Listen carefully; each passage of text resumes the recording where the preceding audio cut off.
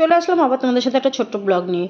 ভেবেছিলাম ভিডিও দেবো না, কিন্তু তোমরা আমাকে যতটা ভালোবাসা দিয়েছো, দুদিন অফ রাখাতে তোমরা বলেছিলে ভিডিও দাওনি কেন কাকিমা, তাই তোমাদেরই রিকোয়েস্টে আজকে আবার একটা ছোটোখাটো ব্লগ নিয়ে আসলাম। সকাল থেকে উঠে আমি কী কী করছি সেটাই তোমাদের সাথে শেয়ার করব। তো আজকে সকালবেলা তোমাদের কাকু কলকাতা যাবে বলেই দিয়েছিল কালকে রাতে, তাই ভাবলাম সকালবেলায় আমি রান্নাবান্না করব, তা তোমাদের সাথে ব্লগটা স্টার্ট করা যায়। আর সকালবেলা তখন কটা বাজে দেখেই নিলে, 9টা বাজে, সকাল 9টা। এখন আমি এই যে কাতলা মাছ আজকে কিন্তু কচি কচি ডাঁটা এনেছে তোমাদের কাকু, সেই ডাঁটা দিয়ে ঝোল করতে বলেছে। আর দেখো সচরাচর সবার ঘরেই একই রান্না হয়, রান্নার মেনু আর কী দেবো বলো। আর সেরকম একটা তেল মশলা আমরা তো খেয়ে উঠছি না এখন, কারণ তোমরা তো ভালো করেই জানো কাকু অসুস্থ, আমিও অসুস্থ, তাই জন্য এখন কিন্তু তেল মশলাটা খুব কমই হচ্ছে। রুগীর মতন পাতলা পাতলা ঝোল হচ্ছে, সেইটা কিন্তু খেতে ব্যাপকই লাগছে, ভালোই লাগছে। আর যদিও খুব একটা মাংস টাংস এখন রান্না করছি না, তাহলেও তোমাদেরকে মেনুটা দিতাম, কেন হামেশাই এরকম একটা মেনু তোমরা দেখেইছো। বাটাবুটি মানে এইসব নিয়েই আমি থাকি। আর এই যে দেখতে পাচ্ছ ডাটাগুলো কেটে নিয়েছি, ডাটা দিয়ে একটা ঝোল করব। আর তার সাথে কিন্তু করব আজকে তোমাদের সজনে ফুলের এই সময়তে সজনে ফুলের বড়া, সজনে ফুলের চচ্চড়ি কে কে খেয়েছো, আমাদের ঘরে কিন্তু আসবেই। আর সেটা কিন্তু তোমাদের কাকু কালকে নিয়ে এসছে আর বলেছে করতে। তো আমি ভাবলাম যে শুধু মাছের ঝোল করব, সারাদিন তো আর মানুষটা আর কিছু খাবে না, সেই রাত্রে এসে আবার খাবে। আর রাত্রে সেরকম একটা খেয়ে ওঠাও হয় না, মানে দেখবে রাতে কিন্তু খুব একটা খাওয়া দাওয়া অতটা করা মানে হয় না। যদিও আমরা বেশি এখন রাতে খুব একটা খাই না, কারণ বদহজম হয়ে যাওয়ার ব্যাপার আছে, তবে সুগারটাও সবার একটু নর্মাল আছে বলে এখন একটু চেক করেই চলছি। আর দেখতে পাচ্ছ ডাঁটি ধরে ফুল এনেছে, আর এত সুন্দর লাগছে।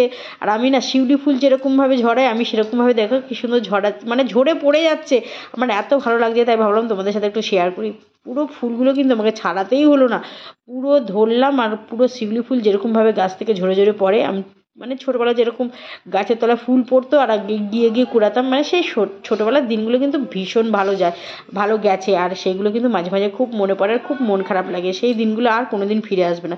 তাই তো সবসময় রিমিকে বলি ছোটো আছিস এখন, সেই দিনগুলোকে আনন্দ করে নিই, কারণ এই সময়টা না আর সেই দিনগুলো ফিরে আসে না। যেমন স্কুল লাইফটা চলে গেছে, আর কি ফিরে পাবে, রিমিও কোনো দিন ফিরে পাবে না, আর আমরাও তো পাবোই না। তো আমি সবসময় একটা কথাই বলি, এই বয়সেই যতটুকুনি আনন্দ করার করে নিই, কিন্তু যখন আনন্দ করার ইচ্ছা হবে কিন্তু করতে পারবি না, এমন একটা বয়স আসবে। যাই হোক, আমার তো তোমাদের সাথে গল্প করতে করতে ওইদিকে মাছের ঝোল হয়ে গেল, এদিকে আবার আমি এই যে ফুলগুলো মোটামুটি সব বেচে কুটেই নিয়েছি, আর এদিকে চচ্চড়ি বসিয়ে দিয়েছি। আমি কিন্তু বড়া করবো না, কারণ ওটা মুখরোচক হয়ে যায়।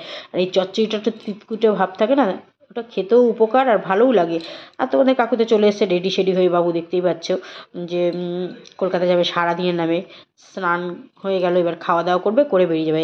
এরই মধ্যে যেটুকুনি ঝগড়া, যেটুকুনি ইয়ার্কি, দেখতেই পাচ্ছ মুখটা একটু ইয়ার্কি ভাব হচ্ছে, কিন্তু যাই হোক ইয়ার্কি তোমাদের সাথে সেটা শেয়ার করতে পারলাম না। দুজনের মধ্যে অনেক খুনসুটি, অনেক ঝগড়া সবটাই হয়। আর এই তো এইটুকুই থাকবে সারাদিন, তো আর যে যার মতো। তোমাদের কাকু কলকাতায় সারাদিন পড়ে থাকবে, আর আমিও সারাদিন এই যে এই বাচ্চা কাচ্চা নিয়ে, রিমি এদের নিয়ে সবার সারাদিনই পড়ে থাকবো। তাই যেন ওইটুকুনি একটুখানি দুজনে মিলে খুনসুটি করে নিই। তারপরে আর তো ফোনেরও ব্যাপার নেই, সারাদিন যে একটা ফোন করবে সেটাও কিন্তু সত্যি করে না। আর সেটাও কিন্তু আমি এই ক্যামেরাতেই বললাম, ওই যে হাসছে দেখতে পাচ্ছ, আমি কিন্তু সেটাই বললাম। যাই হোক, তোমাদের কাকু বেরিয়ে চলে গেল, এবার আমার কিন্তু অনেক কাজ রয়েছে। আর এই যে নিয়ে এসছে একটা ফেভারিট জিনিস, তোমরা কে কে খেয়েছো এটা বলো। আমরা কিন্তু 3টে মানুষই খুব ভালোবাসি, এই যে পাকা পুঁই মিটুলি কিন্তু ভীষণ ভালো লাগে খেতে। আর আমি ভাবলাম কি যে আজ রান্না করব না, কিন্তু আবার কি মন চাইলো যে না, এটা কিন্তু রিমিও খেতে ভালোবাসে, আমিও খেতে ভালোবাসি, তোমাদের কাকুও খেতে ভালোবাসে। আর যদিও তোমাদের কাকু দিনের বেলা আর খাবে না, এরা এসে রাত্রিবেলায় আজকে তো ভাতই খাবে, তাই জন্য ভাবলাম যাক চলো একটু পুঁই মিটুলিটাও আজকে করা যাক, করে নিন। যেহেতু ডলি আসেনি এখনও পর্যন্ত, ডলি আসলে তো আমার মোটামুটি কাজকর্ম কমপ্লিট করেই তারপরে ডলি ঢুকবে। যাই হোক, আমি ডলি আসেনি যখন, আমিও ভাবলাম একটু কাঁচা ধোয়া আছে, প্রচুর কাঁচা ধোয়া আছে। আর কে কে আমার মতন ব্ল্যাঙ্কেট কেচেছো এটাতে, আমি আজকে কিন্তু ব্ল্যাঙ্কেট কাচবো, সেটাও তোমাদের সাথে শেয়ার করবো। তো মোটামুটি যত জামা কাপড় আছে সবটাই নিয়ে নিয়েছি, দিয়ে কাঁচা ধোয়া বসিয়ে দিয়েছি। আর এদিকে কিন্তু আমার ছেলে মেয়ে আমার পেছনে পেছনে ঘুরছিল বলে আমি একটু ওদেরকে টুকু করে আদর করে নিলাম। মাঝে মাঝে একটু আদর করি না, ওরাও খুব ভালোবাসে, আর আমিও এটাই নিয়ে থাকি। আর এদিকে তো ওদের আদর করে চলে আসলাম, দেখতেই পাচ্ছ এখন এগুলোকে ছাড়াতে, মিটুলিগুলো।